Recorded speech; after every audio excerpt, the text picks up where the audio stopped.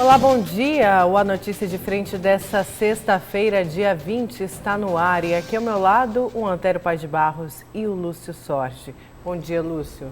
Bom dia, Nayara. Bom dia, Antério. E bom dia a você que nos honra com a sua companhia. Bom dia, Nayara. Bom dia, Lúcio. Bom dia ao telespectador e telespectadora. Eu quero começar uma notícia de frente trazendo aí destaques nacionais. Brasília, Câmara Federal, Maia descarta novo imposto e vê Câmara capaz de medir forças contra Bolsonaro.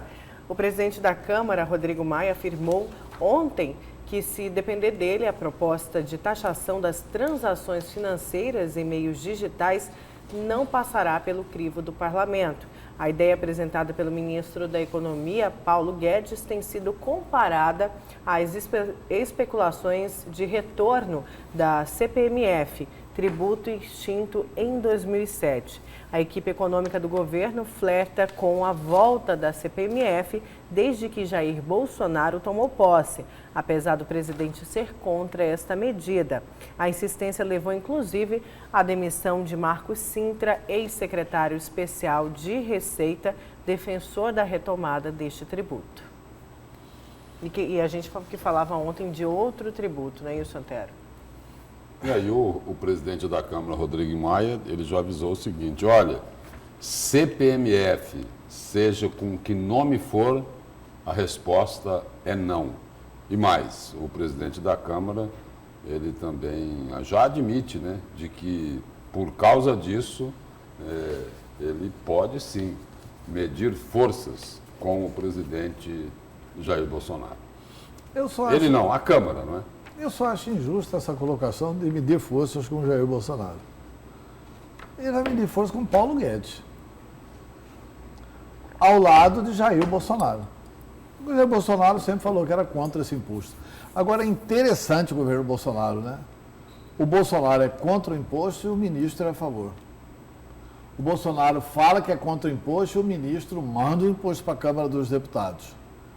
O Bolsonaro demite um assessor porque era a favor desse imposto, mas engole tudo que o Paulo Guedes faz com relação a esse imposto. Ou seja, é uma bagunça, vai entender a sinalização desse governo. Não dá para entender, né? Não dá para entender. Aí Paulo Guedes diz o seguinte, né? Ele diz aqui, olha, ele afirma aí que o governo busca um novo imposto para compensar os que devem deixar de ser cobrados sobre a folha de pagamento. E essa mudança aí está prevista para a proposta da reforma tributária. Aí é o seguinte, aí milhões de trabalhadores vão entrar na roda para aliviar a conta dos empresários. E aí, Paulo Guedes gosta mesmo de aliviar a conta dos banqueiros, né? Pois é, Lúcio, e é um retrocesso esse tipo de taxa, principalmente por meio digital. O próprio presidente da Câmara Federal, Rodrigo Maia, fala disso. Na verdade, hoje se usa cada vez menos o banco físico. Ir lá no banco ficou para trás. As pessoas fazem muita coisa pelo celular, pelo banco digital, e a tendência é que isso aumente daqui a alguns anos. E aí você vai taxar um serviço que é para ser muito mais prático e barato, já que você não precisa se deslocar, não gasta papel, enfim, uma infinidade de gastos que vão ficar no passado. Dificultar, quer dizer, dificultar a vida das pessoas, né? Todo mundo ganhou facilidades aí com tudo aquilo que você pode fazer pelo celular, e aí ele quer taxar exatamente isso daí, né? Taxar as transferências digitais, que é o que o presidente da Câmara, Rodrigo Maia, falou. Olha, seja com que nome for, a CPMF não passa na Câmara. Certo, e olha, eu quero saber daqui a pouquinho, antes dos destaques de vocês, eu preciso registrar o sucesso que foi o Natal da Solidariedade. A entrega aconteceu no bairro Barreiro Branco, a gente tem aí nas imagens ali na região do Jardim Vitória, atendeu mais de 600 famílias, muita gente que não ia ter nada nesse fim de ano, na ceia de Natal, pôde contar aí com os donativos através do Natal da Solidariedade, que é uma marca registrada do Grupo Gazeta. A gente agradece também todos os voluntários, foi muita gente envolvida, cada pessoa que ajudou, cada pessoa que empacotou aí os donativos, as empresas, as pessoas físicas que doaram, que tiraram um pouco do seu para poder ajudar o próximo. Parabéns, o Natal da Solidariedade deste ano bateu recordes de doação e todo esse sucesso por causa de você, porque você ajudou,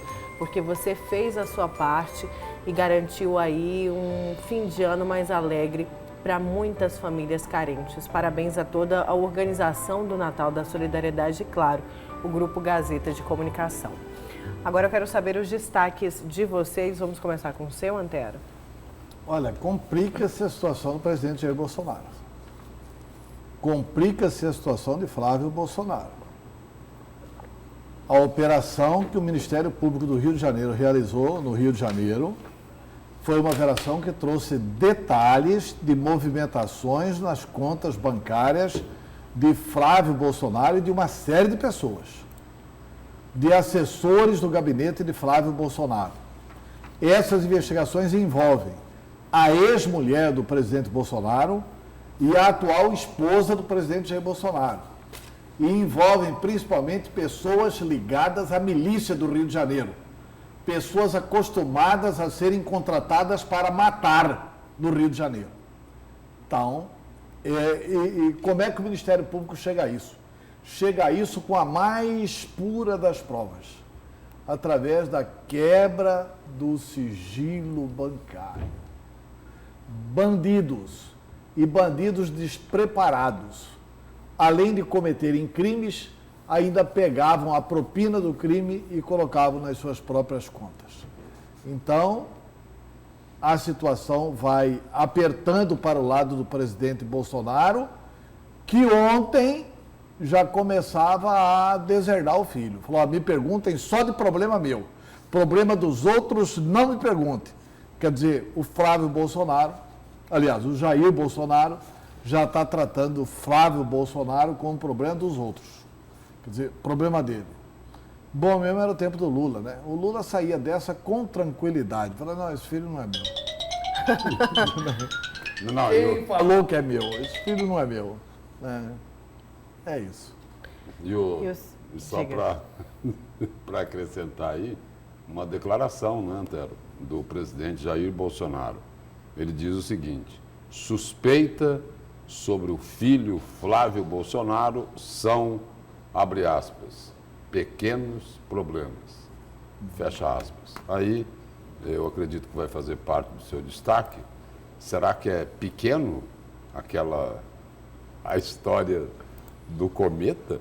Não, tem um adjetivo lá, será que era pequena? Não é pequena não. Não é? Não é pequena não. Mas eu não vou quebrar o destaque do Antero aqui não. Lúcio, seu destaque? Meu destaque é para dizer o seguinte, que a gente já viu de tudo um pouco no cenário político aqui de Mato Grosso, mas convenhamos, tem coisas que ainda conseguem nos surpreender. Eu estou falando aí de uma operação policial que aconteceu ontem aqui na Grande Cuiabá e que envolve aí uma organização criminosa, né? E também um vereador que foi preso. Esse vereador ele já foi, inclusive, presidente da Câmara lá de Várzea Grande. Ele chegou a ocupar interinamente o cargo de prefeito da cidade. E aí, a informação que tem aqui é o seguinte: Polícia Civil revela que vereador orientava quadrilha de traficantes em Várzea Grande. É para surpreender ou não? Tudo bem, a gente já viu de tudo um pouco, mas isso daqui passa dos limites, não é? Comprovando-se essa suspeita da Polícia Civil na investigação aí que vem sendo realizada, e vem sendo realizada já há algum tempo, envolve o quê? O presidente da Câmara, um vereador que já foi presidente da Câmara Municipal de uma das cidades mais importantes de Mato Grosso. Então, esse é o meu destaque de hoje. Daqui a pouco a gente volta a falar disso, então, porque o Ministério Público Federal apura desvio de recursos públicos do Hospital de Câncer de Mato Grosso. O diretor-presidente do Hospital de Câncer, o Laudemir Moreira, participou ontem do Jornal do Meio-Dia. Confira essa entrevista. Presidente, por se tratar principalmente do Hospital do Câncer, pelo trabalho que ele sempre realizou, essa denúncia do Ministério Público é gravíssima, não é? Lúcio, nós não vemos assim, porque se trata de um fato que aconteceu em 2016, que houve uma auditoria geral do SUS em 2017, que constatou um pagamento inconsistente no valor de R$31 mil. A manifestação do Ministério Público, ela ocorreu em junho de 2019. Nós fomos oficiados pela Secretaria Municipal de Saúde no dia 9 de julho de 2019, no dia 10 nós devolvemos o dinheiro. Então não há nenhum crime cometido. Há sim um procedimento corriqueiro, né, que quando a Auditoria Nacional concluiu, ela por força dos procedimentos legais, ela tem que encaminhar para o Ministério Público Federal. E ele mandou apurar se houve desvio ou não. Não houve desvio. O que houve foi uma inconsistência no pagamento, que tão logo o Hospital de Câncer fora comunicado de que houve essa inconsistência, que deveria devolver, o fizemos. Agora, presidente, o que é que o senhor define aí como inconsistência no pagamento? O que é isso, em detalhes? Olha, o Hospital de Câncer fatura, em média, 25 a 30 milhões de reais por ano no SUS. Um prontuário, questão de codificação de procedimentos. Quando o senhor fala fatura, o Hospital do Câncer recebe por ano de 25 a 30 milhões. Justamente, de produção do SUS. O jornal A Gazeta, ele trouxe nessa semana esta denúncia. E no jornal consta que a auditoria, essa auditoria que foi feita em 2016, mais divulgada a partir de 2017, ela cita aí como exemplos, por exemplo, que foi cobrado indevidamente alguns procedimentos que não foram nem lançados, que durante a auditoria foi encontrado que esses procedimentos, a ficha do paciente estava em branco. Olha, nós não temos conhecimento disso. A auditoria, propriamente dita, nós temos cópia integral dela, não consta isso. Nós podemos disponibilizar para vocês. Essa informação não chegou. O que nós temos do Ministério Público é o que eu disse para vocês. Inclusive, eu tenho cópia aqui, posso disponibilizar para vocês. Agora, por que é que existe, então, essa denúncia agora do Ministério Público Federal? Se tudo foi resolvido, o porquê da denúncia? Tá. Na verdade, Lúcio, Nayara e Sociedade Mato-Grossense, eu agradeço o espaço que vocês nos dão para que nós expliquemos à sociedade mato-grossense o que efetivamente aconteceu. Na realidade, o procedimento do Ministério Público, ele é de 7 de junho de 2019, não há fato novo. O que há? Nós trocamos parte da administração do Hospital de Câncer e mexemos com a série de situações que tinha lá dentro. Tiramos algumas pessoas da comodidade e isso os incomodou. Essa troca de funcionários, né, na parte da diretoria, é isso? Trocamos administrador, trocamos médicos e mexemos com serviços que prestam, empresas que prestam serviço para o hospital. Isso aconteceu em que mês? Aconteceu a partir de agosto. A partir de agosto. A partir de agosto. Portanto, depois disso aqui, na realidade, o contrato com esse grupo que está muito insatisfeito, ele acontece no dia 29 de outubro desse ano. Que grupo é esse? É o grupo da patologia. Grupo da patologia. Esse grupo ficou insatisfeito e tem aí usado de canais, de mídias. Esse grupo tem tanta força assim? Eu não sei, Lúcio. Eu sei que tem divulgado uma série de coisas e que não tem consistência. Isso nós podemos provar. Quer dizer, não, por favor. Então é o seguinte, o senhor atribui essa denúncia do Ministério Público Federal a um movimento desse grupo que, segundo o senhor, estaria insatisfeito com as mudanças administrativas que foram feitas lá no hospital. E o senhor mudou por quê? Essas pessoas foram mudadas por quê? Porque estavam fazendo serviços que comprometiam e colocavam em risco, inclusive, a saúde de pacientes. Se vocês me permitirem, eu vou ler aqui o último parágrafo da decisão da desembargadora que cassou a liminar de primeiro grau. A desembargadora diz assim: Contudo, o agravante, no caso o Hospital de Câncer, não pode ser obrigado a manter relação de serviço com empresa inapta, sobre a qual ainda pesam graves fatos, sob pena de pôr a vida de vários pacientes em risco, o que não se admite. Porque nós rescindimos o contrato com esse grupo, porque eles foram declarados inaptos pela Secretaria Municipal de Saúde. Primeiro que é assim mesmo, né? As primeiras críticas ao Hospital Santa Casa originaram-se lá do grupo do VARC. E essas críticas desse grupo da patologia. Esse grupo da patologia é muito ligado a um filho de um desembargador falecido. Né? Um desembargador que já morreu, uma pessoa muito querida dentro do Poder Judiciário, etc. e tal. E esse grupo de patologia errou em vários diagnósticos. Né? Por exemplo, chegou-se a afirmar, vou citar aqui um fato concreto, que a vice-prefeita de Cuiabá, Jaci Proença, não tinha câncer. Depois descobriu-se que ela tinha câncer. É uma coisa grave. Pacientes chegaram a ser retirados da mesa porque iam tomar radioatividade. E aí a médica, lendo o negócio, falou, não pode dar e tal. A médica suspendeu imediatamente. Quer dizer, outro erro grave. Diante desses erros graves, eles foram demitidos. Mas eles eram tão queridos, né, que, evidente, foram para o Poder Judiciário, querem manter um contrato, não importa se tem competência, se não tem competência, se está tratando com vida ou não, se está tratando com câncer ou não. E recorreram ao Poder Judiciário. O recurso é protocolado no Poder Judiciário às 14 horas. Às 17 horas sai uma liminar para que o grupo retorne. E agora está aí o senhor Laudemir Moreira explicando que a desembargadora confirmou a autonomia do Hospital do Câncer para desligar esse grupo. E esse grupo foi desligado. Então, o que o Laudemir está dizendo é o seguinte, essa origem de toda essa espuma aí não é do Ministério Público. O que ele colocou ali, Antero, que dá para a gente entender que é uma ação orquestrada. É uma ação orquestrada por esse pessoal. Que ficou, por exemplo, ficou magoado por perder esse contrato. Por essa turma que ficou insatisfeita pela perda do contrato e que não gostaram das mudanças na área administrativa do Hospital do Câncer.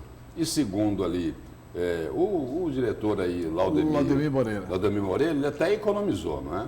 Até economizou quando eu perguntei lá no Jornal do Meio-Dia por que essas pessoas foram trocadas. Ele só disse o seguinte ali, né? Porque não estavam fazendo as coisas como deveriam fazer. Ponto. Já dá para entender, né? E foram decisões técnicas, decisão tomada, ancorada no corpo médico do Hospital do Câncer. Gente, o assunto é sério. Juiz de direito, desembargador, não pode decidir assunto médico sem se assessorar com médicos, né? Porque são assuntos graves como esse. Mas, assim, o Hospital do Câncer faz um trabalho muito bonito em Mato Grosso. Evidente que se tiver problema no Hospital do Câncer, é missão do bom jornalismo não esconder, divulgar, né? Mas esses fatos parecem que dão razão ao doutor Laudemir Moreira. E nesse caso aí, Antero, ele tinha toda a documentação referente a esse processo aí. Sim, toda a documentação. Ele é um advogado experiente, muito correto. E quem conversou bastante comigo sobre isso também foi o doutor Edson Campos, que foi secretário de Indústria e Comércio do governo Carlos Bezerra, que foi um dos fundadores do Hospital do Câncer. Olha, Lúcio, quem trabalha no Hospital do Câncer, tem muita gente que trabalha lá voluntariamente, pela causa, né?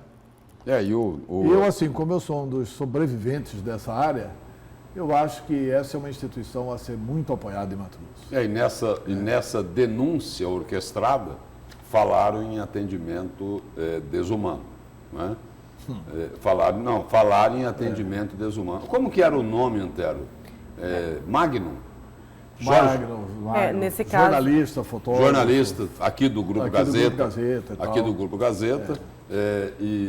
Não no ar, né, mas antes da entrevista, o diretor do presidente do Hospital do Câncer me falou, inclusive, de manifestações de colegas que foram feitas lá para o Hospital do Câncer em função da qualidade, né, do tratamento que foi dado. No caso disso, já não foi o Ministério depoimentos, Público, né, como diz, são muitos foi o próprio depoimentos jornal. favoráveis à forma do Hospital do Câncer. Mas A questão de menos de 30 dias, eu entrevistava uma diretora do Hospital do Câncer e entrevistava também aquele seu amigo do Tangará da Serra, o doutor João, que é um médico espetacular. A Comissão de Saúde da Assembleia Legislativa visitou lá o Hospital do Câncer. E a Comissão de Saúde se sensibilizou. E ali são médicos experientes, o doutor João liderando todos eles. E, inclusive, vão colocar uma emenda para viabilizar o funcionamento das UTIs. Então, as UTIs estão prontas, o Poder Legislativo está ajudando, graças à Comissão de Saúde, graças ao deputado Botelho, e assim, o Hospital do Câncer vem conseguindo dar passos importantes. A Comissão de Saúde lá vai garantir os 3 milhões de reais. Por que 3 milhões? Porque essas 10 UTIs, esses 10 leitos aí de UTIs pediátricas lá do Hospital do Câncer, custam em média 500 mil ao mês. Então, o que a Assembleia Legislativa, por intermédio da Comissão de Saúde, vai fazer o adiantamento lá, vai bancar os primeiros 6 meses, enquanto o Hospital do Câncer faz o credenciamento dessas UTIs junto ao Ministério da Saúde. É porque o SUS só credencia depois de 6 meses de funcionamento. O Hospital do Câncer sozinho não tem 3 milhões na conta bancária para rodar no atendimento da UTI. E aí é que entra esse papel extraordinário. Olha, o que o Botelho faz sem divulgar, sem ninguém saber. Quer dizer, o que a Assembleia Legislativa faz sem divulgar, sem ninguém saber, porque a gente soube pelo Hospital do Câncer, não foi pela Assembleia. Né? A Assembleia está garantindo os 3 milhões, quer dizer, funciona a UTI os 6 meses, daí para frente o SUS remunera. Daí para frente, o que tiver de custo, o SUS remunera. Então, assim, é mais uma grande conquista para Cuiabá. Eu fico, sinceramente, orando, torcendo para que tudo dê certo com o Hospital do Câncer. E falando de Hospital do Câncer, que é um hospital filantrópico, a CPI manda Ministério Público Federal, DEFAI e DEFAIS investigar ex-diretores da Santa Casa de Cuiabá. A Câmara Municipal de Cuiabá encaminhou ontem, quinta-feira, o relatório final da Comissão Parlamentar de Inquérito, a CPI da Santa Casa, aos órgãos de controle para devidas providências e responsabilizações civis e criminais.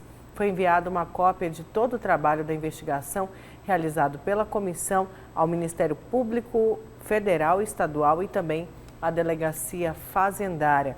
O relatório final foi apresentado pelo vereador Luiz Cláudio, relator do processo, em meados do mês passado. O documento foi aprovado em sua integralidade pelos outros membros do grupo.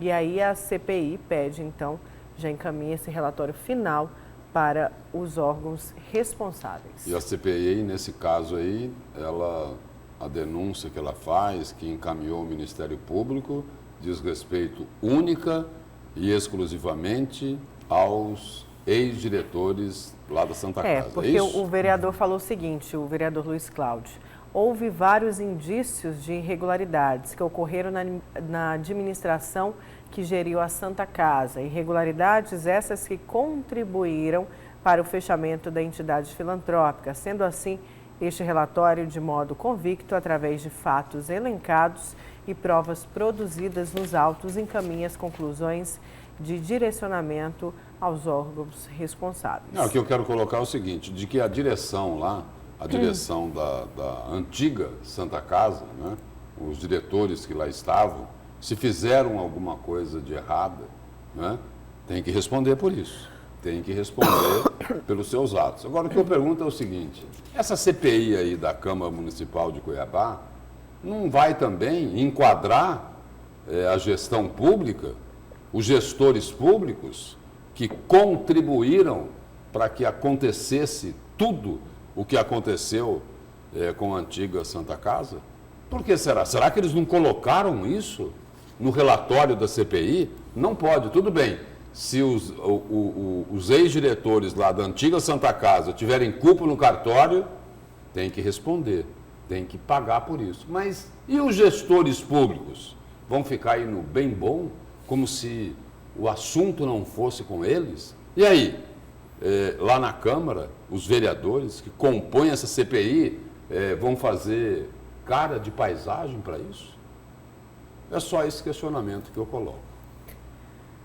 Vamos, antes do intervalo, a mais um destaque aqui do GD, do portal Gazeta Digital. Vamos aqui a matéria da Ana Flávia Correia. Sindicato dos Servidores Penitenciários do Estado de Mato Grosso ingressou com um pedido de prisão ao secretário de Segurança Pública, Alexandre Bustamante, e ao adjunto de Administração Penitenciária, Emanuel Alves das Flores. A motivação seria por descumprimento da decisão judicial e desobediência.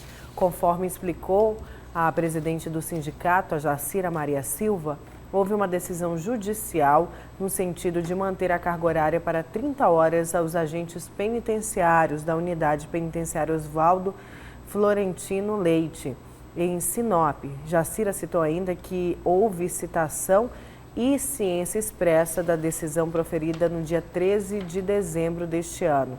Ela considerou o descumprimento como uma afronta à determinação judicial. Você quer comentar essa? Não, só dizer o seguinte, que é uma coisa que não é de cumprimento automático, né? Porque eles estabeleceram a redução de jornada de trabalho de 8 para 6 horas, né, dos agentes penitenciários. Como é que você cumpre isso no outro dia? Porque você tem plantões de 8 horas, você tem 3 plantões, certo? Para você reduzir para 6 horas, você teria que ter 4 plantões penitenciários. Como é que você faz isso do dia para a noite? De um dia para o outro? Quer dizer, tem que ter um prazo para que o Estado possa cumprir a decisão. Porque não tem esse número todo de funcionários. Quer dizer, o que eles querem é que o funcionário só trabalhe às 6 horas. Ganharam na justiça o direito de só trabalhar 6 horas. Beleza, o Estado está recorrendo contra essa vitória deles, o que é um direito do Estado recorrer, e assim, esse cumprimento tem que ser imediato? Tem, tá bom, mas e aí? Faz o quê? Deixa um plantão livre? E de preferência abre a porta para a pessoa ir embora? Como é que resolve isso? Então, não acho fácil alguém determinar a prisão de um secretário numa situação como essa. Até porque o juiz vai analisar isso e vai ver que... Vamos para o nosso primeiro intervalo. Na volta a gente continua com a notícia de frente.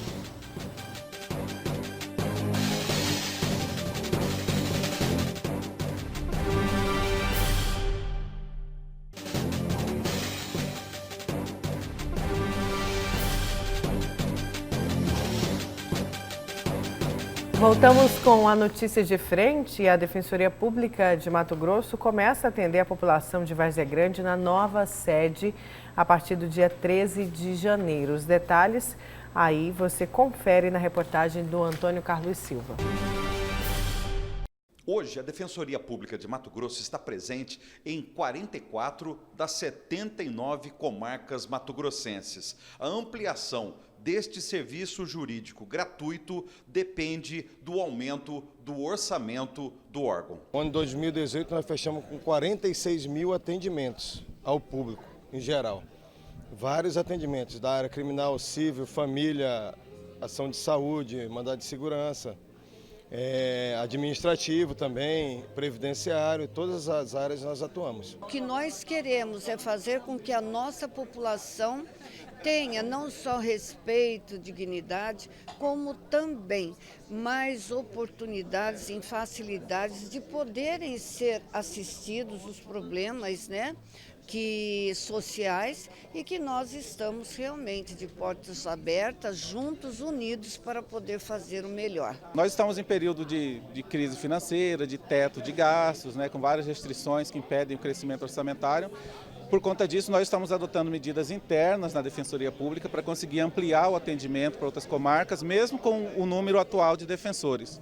Usando os processos hoje são todos virtuais, eletrônicos, né? Isso facilita com que a Defensoria possa atender outros locais, mesmo sem estar fisicamente lá. Usando essa tecnologia, nós estamos ampliando o atendimento, mesmo com o mesmo número de defensores. Mas isso não é suficiente para atender todo o Estado. Então a gente está em tratativa constante na Assembleia Legislativa com o governador, com o governo do Estado, mostrando essas demandas, essas necessidades e buscando alternativas.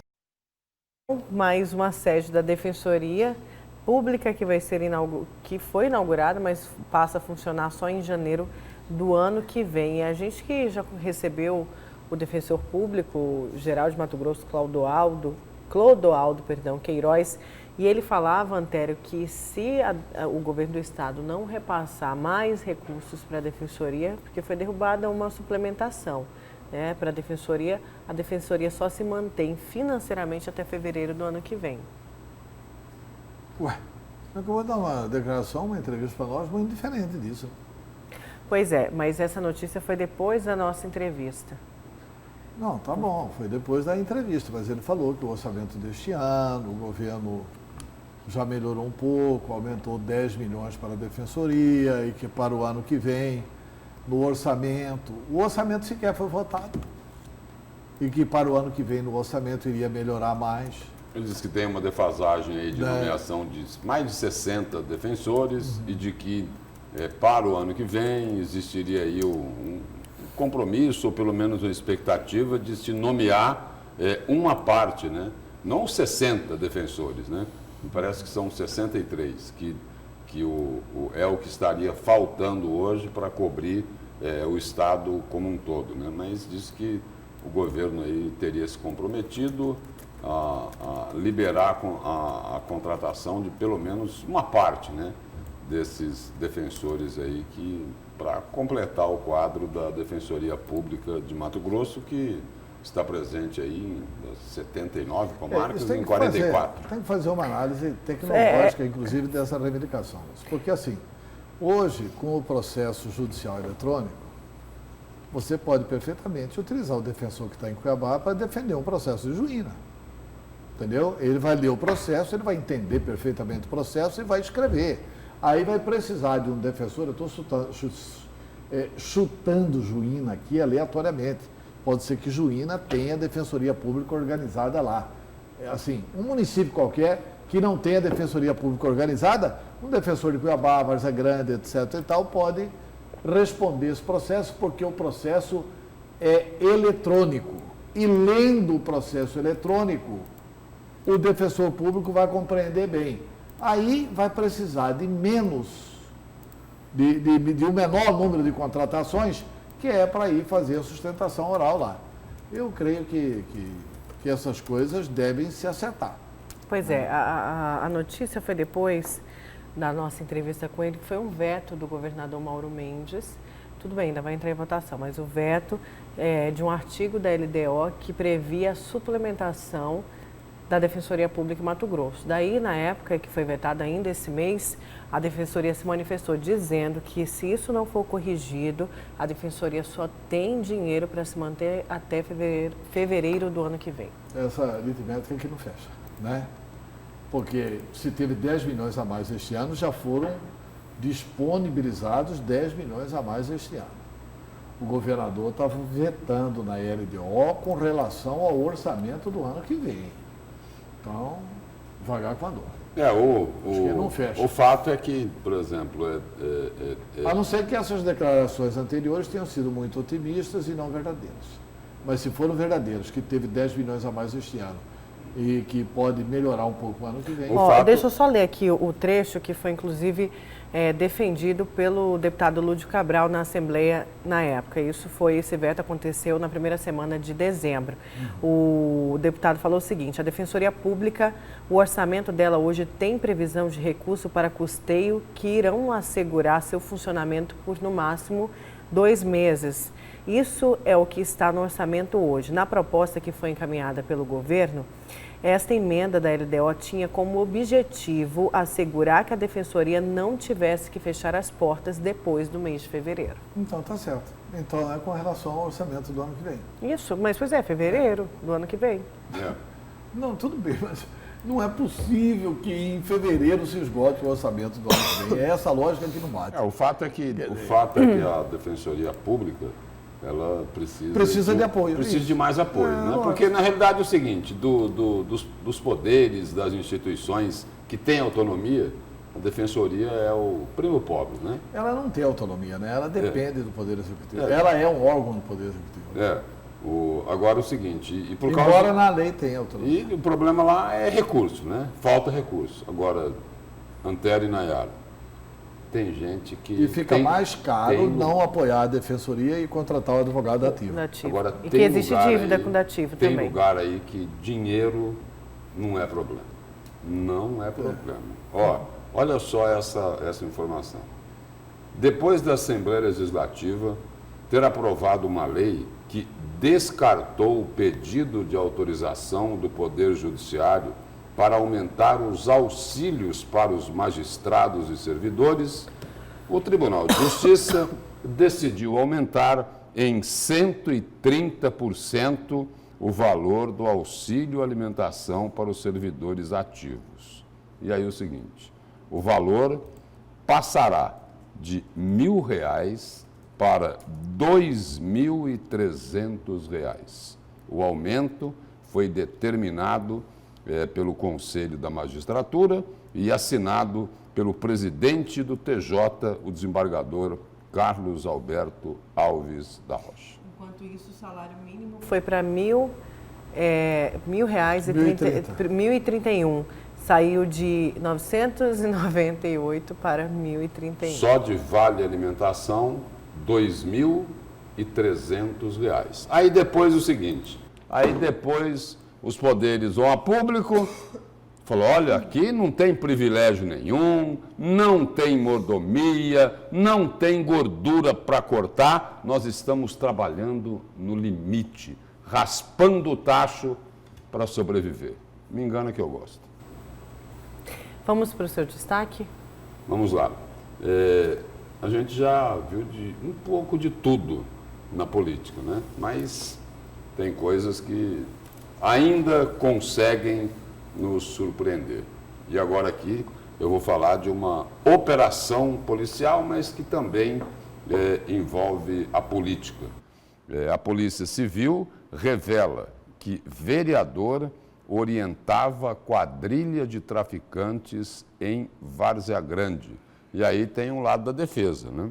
A defesa alega a inocência do vereador. E cita que conversas com criminosos eram, entre aspas, atendimentos políticos, fecha aspas.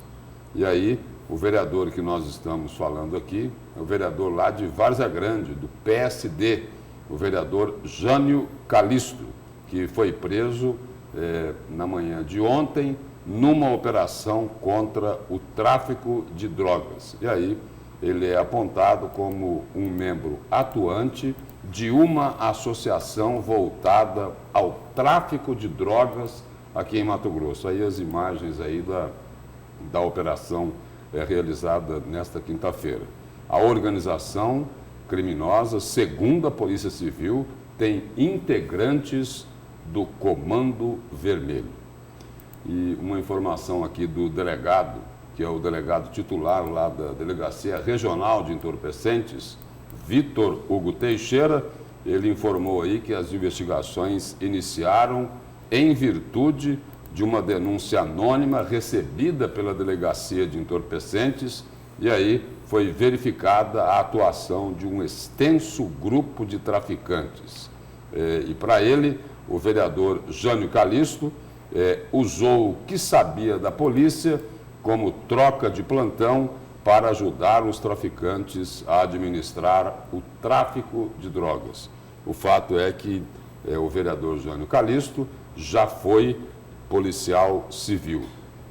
E aí o seguinte, a informação aqui do delegado Vitor Hugo Teixeira é de que ele, Jânio Calixto, dava orientação de como a quadrilha poderia fazer ação criminosa sem ser incomodada pela polícia, orientava e ajudava. Dava dicas na forma de vender o período como em troca do plantão. Essa aí é a informação do delegado Teixeira, acusando aí, né? A acusação aí é de que o vereador era orientador de uma associação voltada ao tráfico de drogas. E nós temos aí uma declaração, aí, uma entrevista, não é? Do vereador Jânio Calixto, que só, para a gente relembrar aqui, ele já foi presidente da Câmara de Vereadores lá de Várzea Grande e chegou inclusive a ocupar, de forma interina, tudo bem, mas chegou a ocupar a cadeira de prefeito de Várzea Grande. Ele é membro também da Comissão de Ética da Câmara de Várzea Grande. Membro da Comissão de Ética lá de Várzea Grande. Mas vamos ver a entrevista dele. Vou provar para você, minha licença. Não é muito grave a acusação de tráfico de drogas, vereador? Não devo. Só isso que eu falo para vocês. O delegado, Dr. Vitor, falou que tem provas. Não, ele vai provar, então ele vai botar na cadeia. Ele não já é está verdade? colocando, né, vereador? Então tá. O senhor não tem culpa nenhuma? Ah, meu irmão. 32 anos de polícia, aposentei, entrei com a minha mão limpa e saí com a minha mão limpa. Não é agora que eu sou político que defendo o povo por mexer com droga. E aí, só complementando aqui, a defesa do vereador aí fez como o Jânio Calixto acabou de fazer aí, né? Contestou a prisão, alegando que ele não tem envolvimento no tráfico. A advogada Marcele Ramírez relatou que a polícia só dispõe de algumas conversas do vereador com pessoas que foram presas e que irá provar a inocência do parlamentar.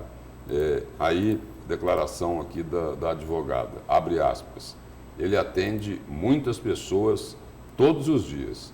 Não tem como saber se são traficantes ou criminosos. Vamos provar que ele não tem ligação com esse grupo, fecha aspas, declaração da advogada do vereador Jânio Calixto. E aí o seguinte, tem o contraponto, que são as revelações aqui do delegado lá da Delegacia Regional de Entorpecentes, né?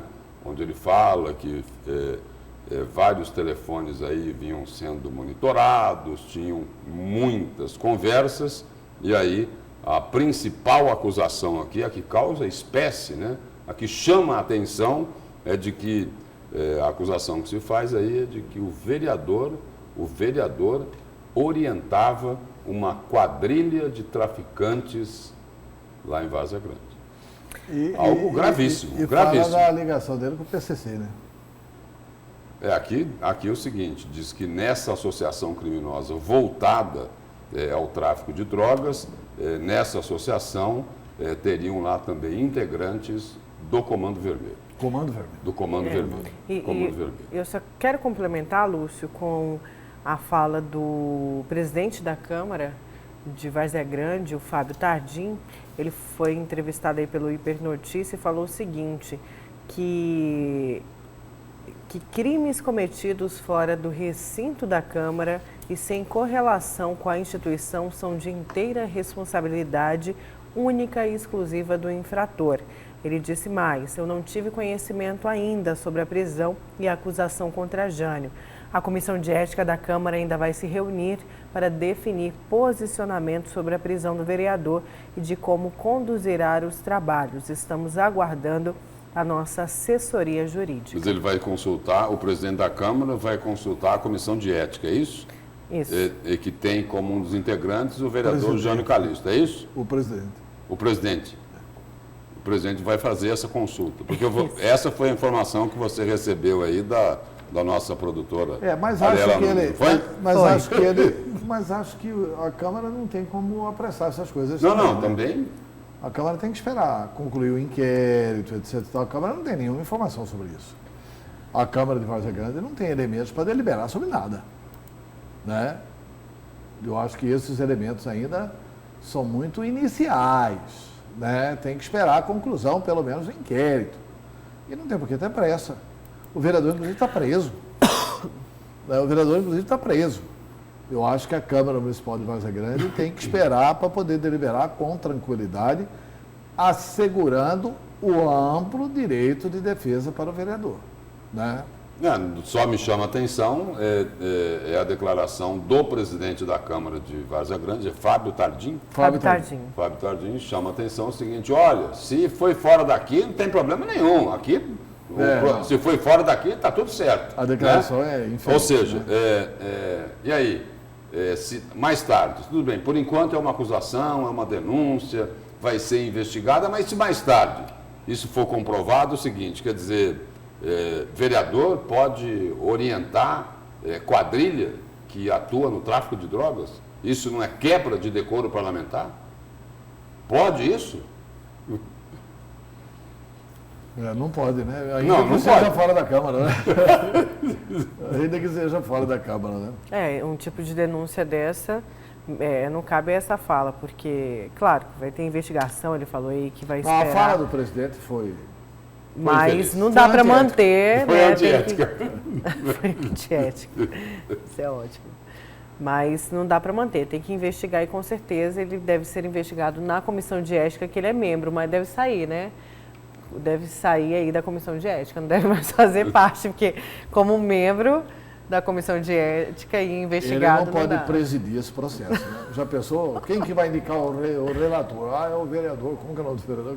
Jânio Calixto. Jânio Calixto. Não pode. Né? Mas não seria também de assustar se isso acontecesse, né, Antero? Olha, vamos para mais um intervalo. Na volta a gente continua com a notícia de frente.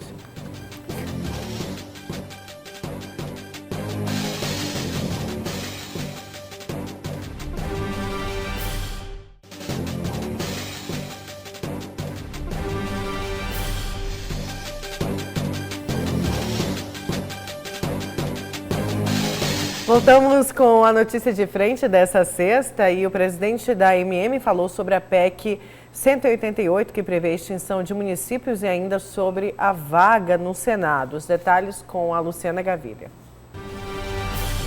O presidente da AMM, Associação Mato Grossense dos Municípios, convocou uma coletiva de imprensa para falar dos avanços das pautas do ano de 2019. Ele considerou como um ano muito positivo para os municípios de Mato Grosso, com importantes avanços. Entre os avanços apontados estão a divisão dos recursos da cessão onerosa dos campos de petróleo do pré-sal. Após o leilão do excedente, o governo federal arrecadou mais de 69 bilhões de reais e o repasse está previsto para até o dia 30 de dezembro. E as prefeituras de Mato Grosso vão receber mais de 95 milhões. E a distribuição vai seguir o mesmo critério para a transferência do FPM. E a Câmara dos Deputados também aprovou a proposta de emenda à Constituição que adiciona 1% no fundo de participação dos municípios. E também tem um importante avanço em relação ao ISS da operação de cartões de crédito. No ano que vem, já um projeto aprovado já no primeiro turno na Câmara Federal, já aprovado no Senado, que colocará mais de 100 milhões de reais nas contas das prefeituras dos cartões de crédito, de lease e plano de saúde. Então, a nossa avaliação é bastante positiva. No geral, o presidente da AMM considera como positivo o governo Bolsonaro, tendo uma aprovação superior a 90%.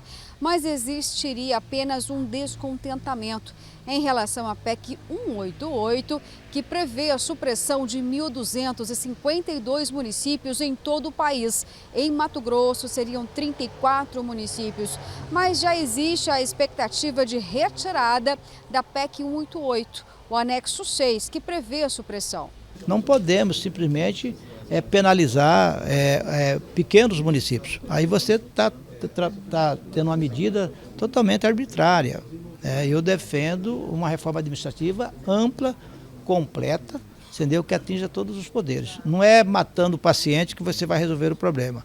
E como é de se esperar, prefeitos dos municípios como Araguainha e também São Félix são contra as extinções dos municípios. Nós precisamos trabalhar para que, de fato, o recurso chegue nos municípios e que a União distribua igualitariamente os recursos para que os municípios possam ter a sua sobrevida e não a sua extinção.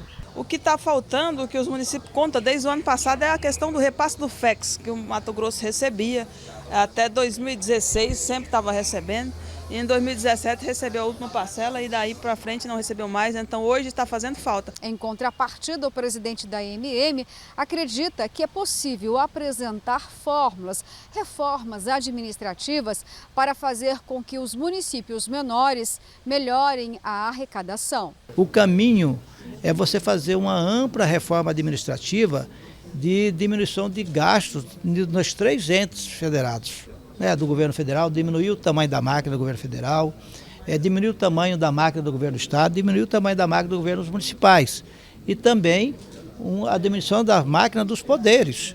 Não podemos simplesmente penalizar pequenos municípios. Aí você está tendo uma medida totalmente arbitrária. Eu defendo uma reforma administrativa ampla, completa, entendeu? Que atinja todos os poderes. Política também foi um ponto forte da coletiva. O presidente da AMM vai colocar o nome dele à disposição para concorrer à eleição suplementar, a vaga ao Senado. Todos nós, quem está no meio político, quer ser senador. Agora, é um movimento, conforme comprovado, é um movimento que ele está surgindo do seio dos prefeitos. Está vindo dos municípios que acham que precisamos ter no Congresso Nacional uma representatividade mais municipalista. Luciana Gavilha para a Notícia de Frente. Obrigada, Luciana. Então, falando aí da Selma, mais um possível candidato, só uma informação que o acórdão publicado e Selma Arruda deve deixar o Senado imediatamente. Hoje. Porque foi publicado no dia 18, foi... Já chegou lá o comunicado para o presidente do Senado, Davi Alcolumbre, porque a decisão lá do TSE é o seguinte, de que ela deve ser afastada do mandato de forma imediata, cumprindo o que foi decidido pelos ministros lá na votação do último dia 10 de dezembro. E aí o acórdão foi publicado na quinta, ela deve deixar hoje, sexta-feira, e as eleições devem ser convocadas no máximo em 90 dias. Na verdade, o acórdão foi publicado na quarta. Na quarta, isso, na quarta. Mas na verdade é o seguinte, precisa ter uma deliberação da mesa do Senado. Mesmo depois da decisão, a mesa tem que se reunir e tem que deliberar. Nada impede de que seja feito isso assim urgentemente e rapidamente. Mas nada assegura também que será feito. Os senadores não têm pressa de fazer isso, não. Os senadores não têm nenhuma pressa de fazer isso e vão fazer isso mais ou menos consensualmente com a senadora Selma Arruda. Esse episódio é triste, Lúcio, porque assim, o Senado vai, decide, e depois da mesa decidir, a mesa é obrigada a levar a plenário, aí faz uma leitura em plenário, a senadora está em... Não é uma decisão, digamos assim, monocrática do presidente do Senado. A decisão tem que declarar a vaga, de cumprir a determinação judicial. O ritual de declarar a vaga é assim. Quer dizer, comunicado pela Justiça Eleitoral, o Senado é obrigado a declarar vaga. E essa vaga será declarada pela mesa diretora do Senado. Depois que a mesa diretora do Senado decide, ela tem que comunicar à casa. Os atos públicos são públicos. E essa comunicação é feita em sessão. E aí, lê na sessão, a senadora Selma pode estar presente, pode não estar presente, depende do que ela vai desejar,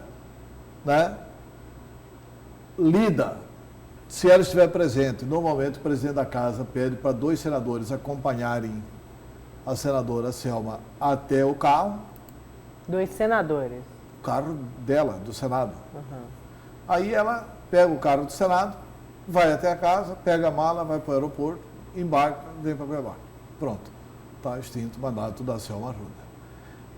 Eu já refleti muito sobre isso. Eu sei que ela cometeu erros, eu sei que tem equívocos, eu sei que a lei foi desrespeitada, mas vocês se lembram aqui quando nós debatemos a questão do Carlos Bezerra em Poxorel, naquela distribuição de títulos, né? E eu antecipei aqui, o Bezerra não será punido. O Bezerra pode perder o mandato porque o prefeito subiu no palanque junto com ele, não podia, e o prefeito disse que aquela legalização fundiária toda feita pelo INCRA era em função do apoio de Carlos Bezerra. Eu disse aqui, antes do julgamento, não vai acontecer nada. Por quê? Porque apesar de isso ser conduta vedada, ser conduta proibida e ser conduta que pode gerar na cassação do mandato, quantos votos o Bezerra teve no Estado? 90 mil votos. Quantos votos ele teve em Poxorel? 126. Influiu na eleição dele? Não influiu. Então por que vai caçar o Bezerra? Mesma situação da Selma. Esse 1,5 milhão influiu para a Selma ganhar a eleição? Eu tenho certeza que não. Como eu conheço Mato Grosso, por isso que eu usei a frase aqui, como eu conheço Mato Grosso mais do que o ministro Fachin, eu votaria como o ministro Fachin, que doutrinariamente votou pelo seguinte: ela errou, cometeu esses erros, cometeu esses equívocos. Ele não disse que a senadora não cometeu os equívocos. Ele disse apenas que isso não era suficiente para tirar o mandato dela. Né? Você acredita, vocês, se fosse um outro político sendo julgado? Seria o mesmo resultado. Cometendo as mesmas barbaridades, porque o que a Selma cometeu foram erros bárbaros, embora seja preciso dizer em seu favor. Ela não roubou, não cometeu ilícito, não botou dinheiro no bolso, não escondeu dinheiro de ninguém, o dinheiro era do suplente dela, etc, etc, etc. Cometeu erros bárbaros que levam à cassação. Que levam à cassação. Que levam à cassação. Erros, né? A gente vai só repetir aqui, já falamos disso várias vezes. Erros que muitos, ou a grande maioria dos políticos cometem exatamente os mesmos erros, sabendo que estão errando. A diferença é o seguinte, é que os erros cometidos pela senadora Selma Arruda acabaram sendo comprovados na quebra do sigilo fiscal. Exatamente. É isso. Esse é o problema. E também na confissão do contrato de mútuo, né? Mas, ainda assim, não tinha justificativa para cassação. Mas tudo bem, Mato Grosso vai enlutadamente para a próxima eleição do Senado da República. Que vai custar 10 milhões de reais. Isso só para o TRE. Não, vai ser cobrado da Selma. Vai ser cobrado dela também. Vai ser cobrado da Selma. Agora, o que acontece? Agora, e dos suplentes? O Tribunal Regional Eleitoral comunica o TSE quanto vai ser o gasto. Aí vem dinheiro da União para cá, para cobrir os gastos da campanha, porque o Estado tem que garantir, o Estado Nacional tem que garantir a realização da eleição. E aí a Advocacia Geral da União, sabendo do custo da eleição, entra com uma ação e normalmente ganha, para que quem deu causa, no caso foi a senadora Selma e os seus suplentes, possam pagar o custo da eleição. E só para colocar uma informação aqui, muita gente se engana, por exemplo, achando o seguinte, que foi o também candidato ao Senado, que ficou lá em terceiro lugar, muita gente acha que quem deu start nesse processo que resultou na cassação da senadora Selma Arruda foi Carlos Favaro. Não foi Carlos Favaro. Não foi Carlos Favaro. Ele pegou carona numa ação que já existia. Que quem entrou com essa ação foi um outro candidato ao Senado em 2018. O Sebastião Carlos Gomes de Carvalho. É isso. Antero, vamos para o seu destaque? Vamos, olha, meu destaque é o seguinte, com relação a uma situação dificílima que passa a viver, eu diria, a família Bolsonaro, inclusive o presidente da República. Porque é o seguinte, foi feita uma operação no Rio de Janeiro, nessa operação no Rio de Janeiro foram apreendidos vários documentos. Agora, preciso dizer que essa operação, que foi comandada pelo GAECO e pelo Ministério Público do Rio de Janeiro e pela Polícia Civil do Rio de Janeiro, essa operação foi realizada com base em quebra de sigilo bancário. E ficou comprovado que mais de 2 milhões de reais foram parar nas contas do Fabrício Queiroz. Quem que é Fabrício Queiroz? Fabrício Queiroz é um velho amigo de pescaria do presidente Jair Bolsonaro. Foi durante muito tempo assessor do presidente Jair Bolsonaro. Aí o presidente Jair Bolsonaro transferiu esse presentaço do Fabrício Queiroz e plantou ele lá como assessor do filho, do Flávio Bolsonaro, na Assembleia Legislativa do Rio de Janeiro. O Jair Bolsonaro despachava no gabinete do filho, que tinha como chefe de gabinete o Fabrício Queiroz, toda sexta-feira, quando ele saía de Brasília como deputado federal e ia para o Rio de Janeiro. E o Fabrício Queiroz, pela investigação do Ministério Público, ele recebeu mais de 2,2 milhões no episódio que ficou conhecido como rachadinha. Era assim, saía o pagamento de todos os funcionários do gabinete do Jair Bolsonaro. Aliás, do Flávio Bolsonaro, perdão. E ele era o encarregado de cobrar de cada funcionário aquilo que os funcionários iriam devolver para o Flávio. Com esses recursos, compraram muitos imóveis. E o detalhe é que é pior. Quem recebeu os recursos colocou na conta bancária. Quer dizer... Aí tem a comprovação. Aí tem a comprovação. Aí o Ministério Público pede quebra de sigilo telefônico, fica sabendo quem é quem, e depois pede a quebra do sigilo bancário. Na quebra do sigilo bancário comprova. Olha, o dinheiro foi recebido pelo Fabrício Queiroz, foi depositado para o Flávio. Foi recebido pelo Fabrício Queiroz, foi depositado para o Flávio. E assim por diante. E algumas situações são preocupantes.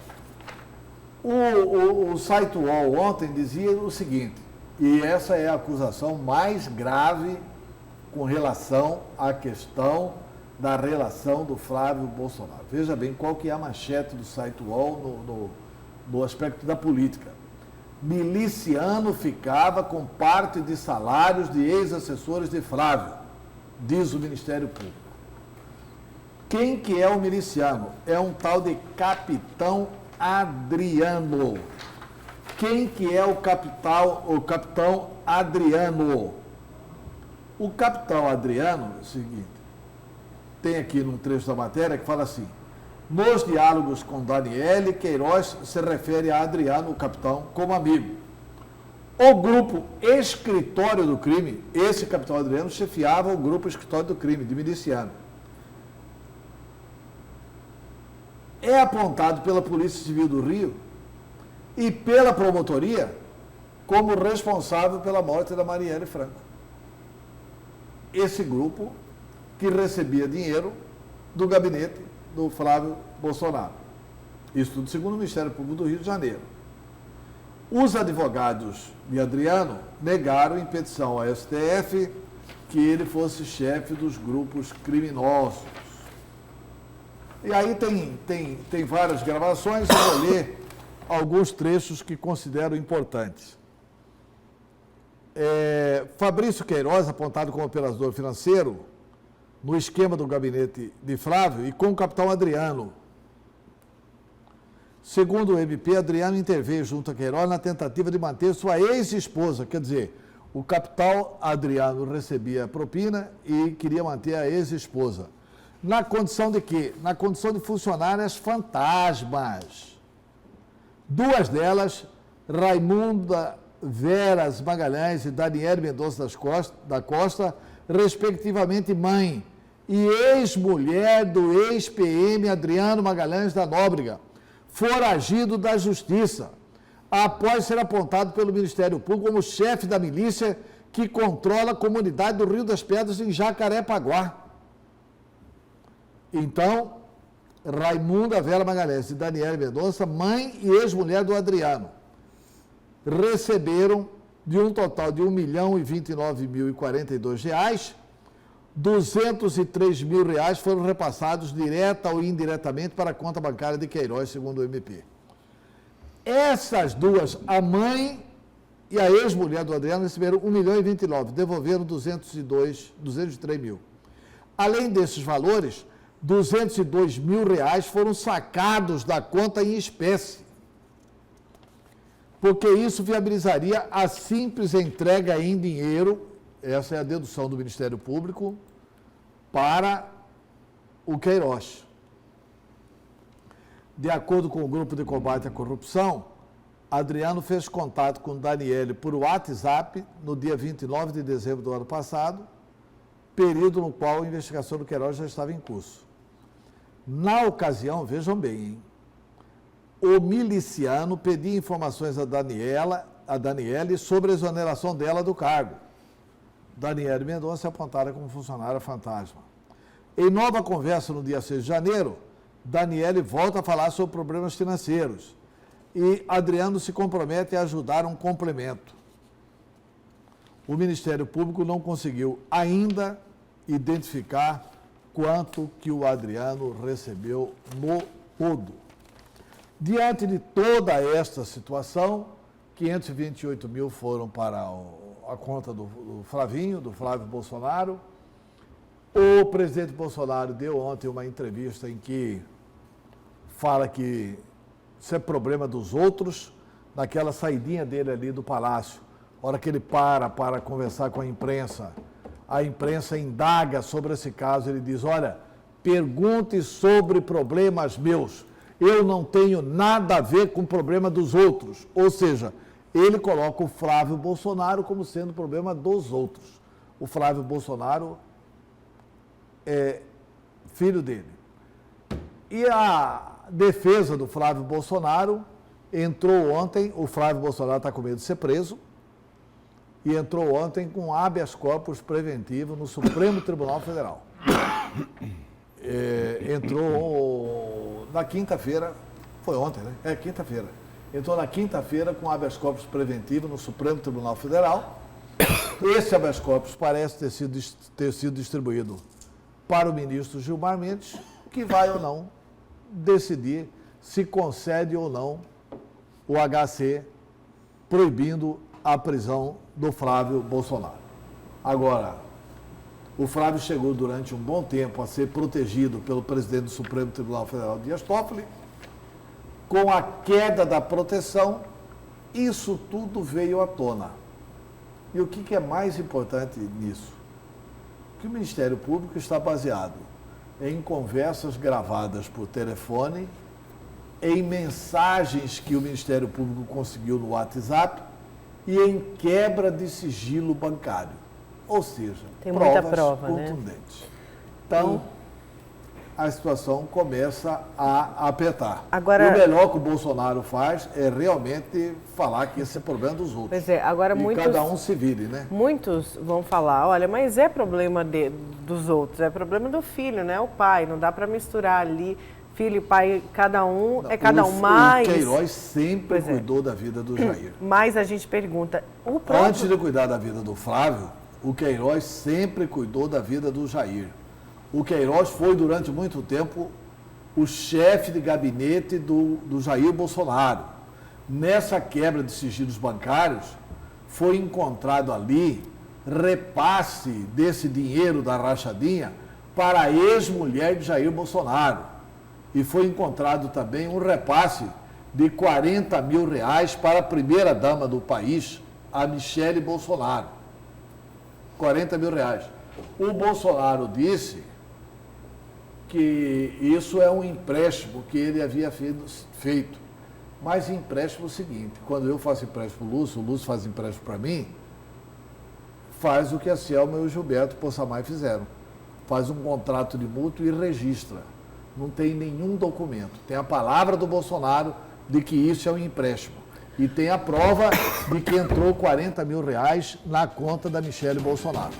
Então é assim, é o clã Bolsonaro que está na linha de tiro, né? O Carlinhos não está nem aí.